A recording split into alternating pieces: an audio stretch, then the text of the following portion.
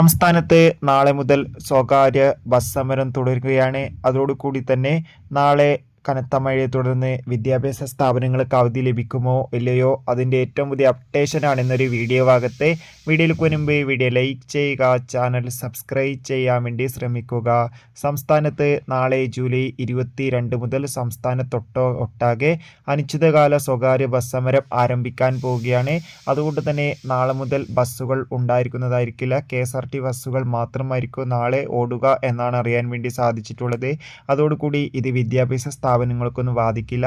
കാരണം നാളെയും എന്തായാലും സ്കൂളുകൾ ഉണ്ടാവും. നിലവിൽ മഴ കാരണം ഇതുവരെ വിദ്യാഭ്യാസ സ്ഥാപനങ്ങൾക്ക് അവധിയൊന്നും പ്രഖ്യാപിച്ചിട്ടില്ല. എന്നാലും കണ്ണൂർ, കാസർഗോഡ് ജില്ലകളിൽ മഴയുടെ ശക്തി കൂടുകയാണ്.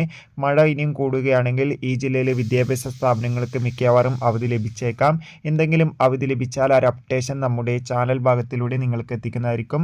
കൂടുതൽ അപ്ഡേഷൻ കിട്ടാൻ വേണ്ടി ചാനൽ ഇപ്പോൾ തന്നെ സബ്സ്ക്രൈബ്